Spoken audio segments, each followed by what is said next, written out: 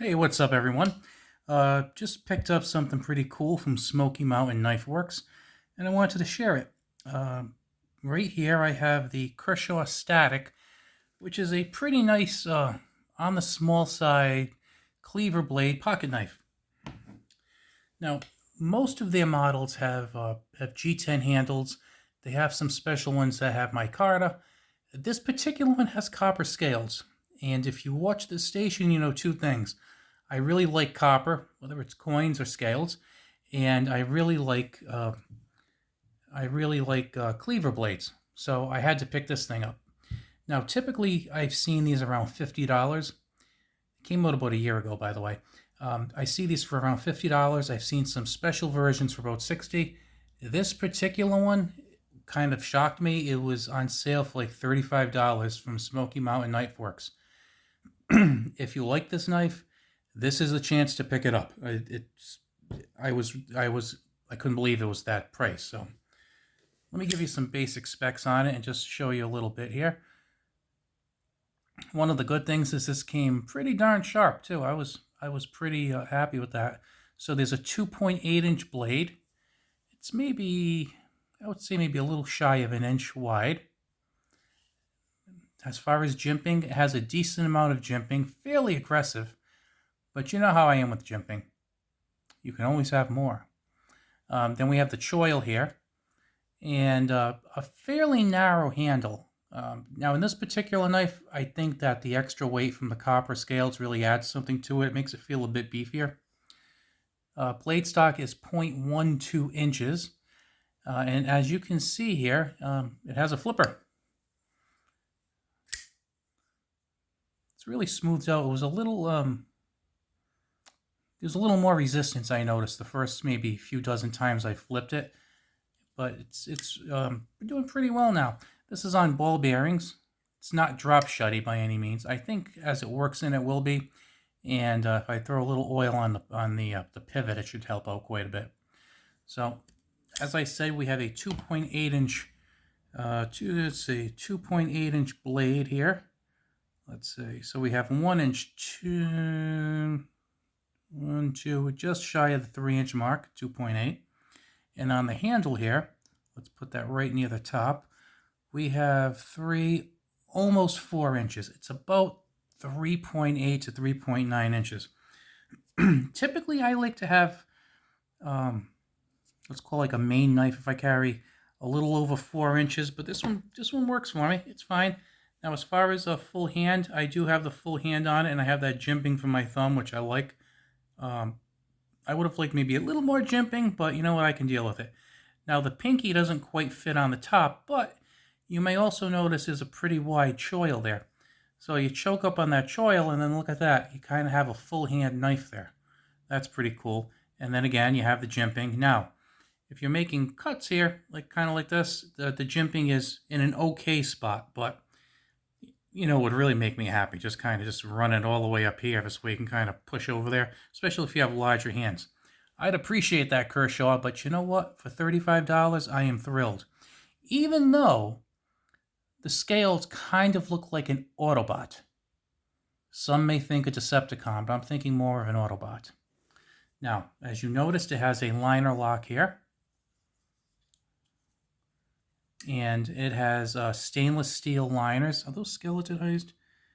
I'm having a little trouble telling. Actually, you know what? I don't think this one, does it have? Yes, it does have stainless steel liners.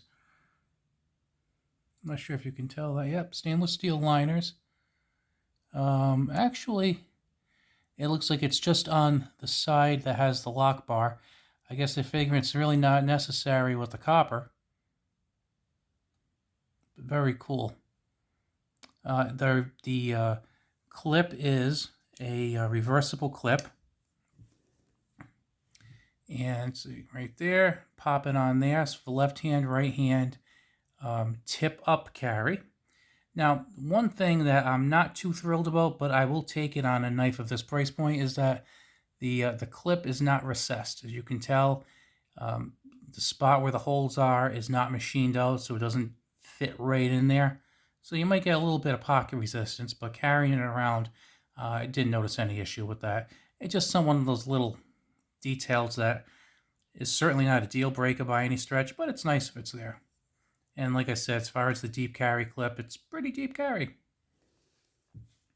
So I am going to put a link in the description to the regular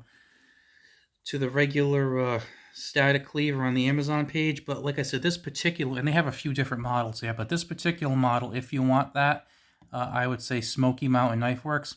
The other cool thing is they've been having a lot of 20% off sales. Now this particular day, this one wasn't 20% off, but I picked up a couple of other knives and those were 20% off. And I believe if you spend more than $50, you get free shipping.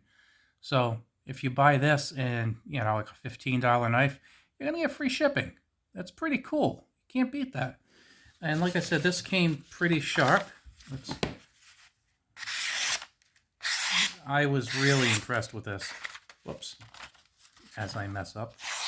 I was really impressed with the way this was cutting. What's happening here? It was just perfect before.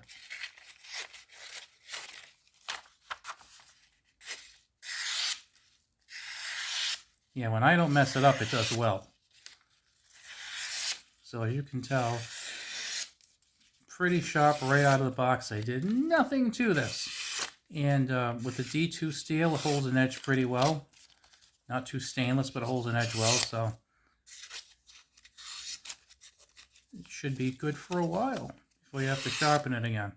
So, like I said, I think it fits neatly into the budget price range, and like I said, you're getting high quality scales in my opinion. You're getting a decent quality steel. It's kind of like a full-size knife. And for people like me who live in a place where you can conceal carry up to 3 inches, you know, no complaints for me. 'Cause, you know, pretty good. Now, if I had to make changes to make it absolutely ideal, well, if I had to make it absolutely ideal, and this is nothing important, I would say maybe another 1/10 to a 1/5 of an inch to bring it right up to that 3 inches. I would put jimping all along the spine. And really, you know what? That is about it. And you know what? Just purely for aesthetics, I would have liked a wider cleaver blade. But that's totally an aesthetic thing. I just, you know, I really like it. It's a good buy. I feel like I definitely got my money's worth out of it. And I think for most people, if you're looking for an inexpensive knife, I think it's a pretty good buy. So I mean, for $50, I think it's a pretty good buy. For $35, it's awesome. Go pick one up. Talk to you later.